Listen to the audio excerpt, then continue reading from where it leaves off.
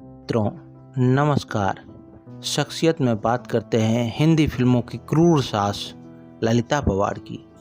ललिता पवार का जन्म एक रूढ़िवादी मराठी परिवार में हुआ था। उनका नाम उनकी मां ने रखा था, जो कि ललिता पवार नहीं बल्कि अंबा लक्ष्मण राव सगुन था। उनके पिता गणेश राव मर्चेंट में थे। ललिता पवार भारतीय सिनेमा की एक अनुभवी फिल्म अभिनेत्री थी, जिनका विभिन्न भाषाओं में 700 से अधिक फिल्मों का लंबा करियर था।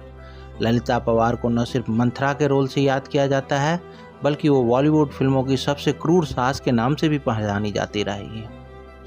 हालांकि कम लोग ही जानते हैं कि ये बेहतरीन अदाकारा 40 के दशक की सबसे ग्लैमरस हीरोइन हुआ करती थी। 70 की दशक तक फिल्मों में काम करने वाली ललिता पवार ने 700 से भी ज़्यादा फिल्मों में काम किया। अभिनेत्री ने अपने करियर की शुरुआत 1930 और 40 के दशक की हिंदी फिल्मों में प्रमुख भूमिकाओं के साथ की, लेकिन जल्द ही कई दशकों तक समीक्षकों द्वारा प्रशंसित चरित्र भूमिका निभाई, जो 1990 के दशक में अच्छी तरह से समाप्त हुई। कामयाबी के शिखर पर जब ललिता पवार पहुंच गई, तब उनके साथ एक ऐसा हादसा हुआ जिसने उनकी पूरी जिंदगी बदल डाली। दरअसल ललिता पवार फिल्म जंगे आज़ादी की शूटिंग कर रही थी। उनके साथ फिल्म में अभिनेता थे भगवान दास। नए अभिनेता थे और उन्हें ज़्यादा अनुभव भी नहीं था। एक सीन में उन्हें ललिता पवार को थप्पड़ मारना था। भगवान ने जैसे ही ललिता पवार को थप्पड़ मारा, वो ज़मीन पर बेहोश होकर गिर पड़ी। उन्हें अस्पताल ले जाया गया तो पता चला कि उनकी आंख के पास की नस जोरदार थप्पड़ लगने से डैमेज हो गई है। बता दें कि ललिता पवार को ठीक होने में लगभग 3 साल लगे, लेकिन उन्होंने फिर से एक बार फिल्मी पर्दों पर वापसी की। हालांकि अब हालात बदल चुके थे।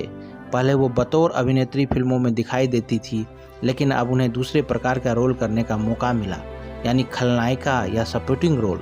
ये कहानी भी बहुत मज़ेदार है कि आखिर उनकी वापसी कैसे हुई थी।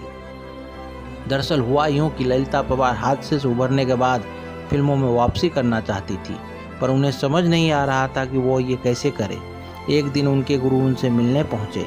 ललिता पवार ने अपने दिल की बात उन्हें बताई।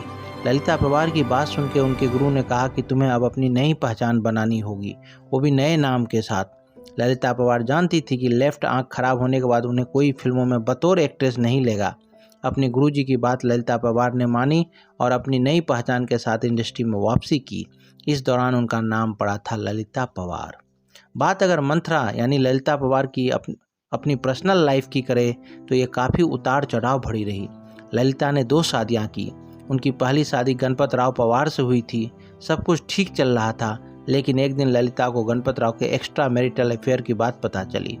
चौंका देने वाली बात यह थी कि ललिता की छोटी बहन ही उनकी सौतन बन चुकी थी। पति गणपत राव का अफेयर ललिता की ही छोटी बहन से चल रहा था।